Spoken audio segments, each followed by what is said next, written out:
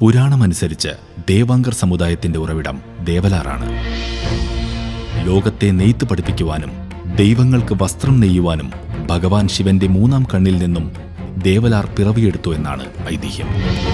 വിഷ്ണു ഭഗവാന്റെ നാഭിയിൽ നിന്നും താമരനൂലെടുക്കുവാൻ പോകുന്ന വഴിയിൽ പഞ്ചഭൂതങ്ങളുടെ ഒരു സംഘം ദേവലാരെ ആക്രമിച്ചു. അമാവാസിയുടെ ഇരുട്ടിൽ പഞ്ചഭൂതങ്ങൾ കൂടുതൽ ശക്തരായിരുന്നു. പഞ്ചഭൂതങ്ങളിൽ നിന്നും രക്ഷപ്പെടുന്നതിനു വേണ്ടി അവർ ശക്തിദേവിയോട് പ്രാർത്ഥിച്ചു. ശക്തിദേവി പ്രത്യക്ഷപ്പെട്ട് അസുരന്മാരെ വധിച്ചു.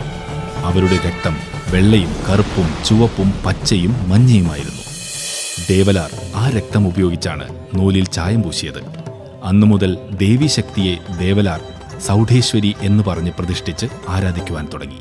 ഈ ദേവലാറാണ് പിന്നീട് ദേവാംഗർ എന്ന് ഇന്ന് നമ്മൾ കാണുന്ന നെയ്ത്തിന്റെ കുലപതികളായി മാറിയത്. ഇവർ ആദ്യം താമസിച്ചിരുന്നത് വിജയനഗറിലാണ്. അന്നത്തെ രാജാക്കന്മാർക്ക് വസ്ത്രം നെയ്യുകയാണ് ഇവരുടെ പ്രധാന ജോലി.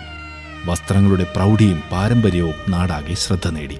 അങ്ങനെ നമ്മുടെ കൊച്ചി രാജാവിന്റെ ചെവിയിലും ദേവാംഗറുടെ പ്രസിദ്ധിയെത്തി. ഉടൻ തന്നെ രാജാവ് അറിയിപ്പ് നൽകി, ദേവാംഗറിൽ കുറച്ചുപേരെ നമ്മുടെ നാട്ടിലേക്ക് അയക്കണം. നമുക്കും പ്രജകൾക്കും വസ്ത്രങ്ങൾ നെയ്തെടുക്കണം. അങ്ങനെ കർണാടകയിൽ നിന്നും കുറച്ചുപേർ ആദ്യം മലബാറിലെത്തി. നെയ്ത്ത് ചെയ്യുന്നതിന് ധാരാളം വെള്ളം ആവശ്യമായതിനാൽ അവർ പിന്നീട് ഭാരതപ്പുഴയുടെ തീരത്തേക്ക് കുടിയേറി പാർത്തു. അന്നിവിടം മുഴുവൻ കുത്തനെയുള്ള പള്ളിയാളുകളായിരുന്നു. കുത്തനെയുള്ള പള്ളിയാളുകളുള്ള പ്രദേശം പിന്നീട് കുത്തൻപള്ളി എന്നറിയപ്പെട്ടു. സൗഢേശ്വരി ദേവിയെ അവർ ഇവിടെയും പ്രതിഷ്ഠിച്ച് ആരാധിച്ചു. അങ്ങനെ ദേവാംഗർ കർണാടകയിൽ നിന്നും കുത്തൻപള്ളി, ഇന്നത്തെ കുത്താമ്പുള്ളിയിലെത്തി. അങ്ങനെ കുത്താമ്പുള്ളി നെയ്ത്ത് ഗ്രാമമായി.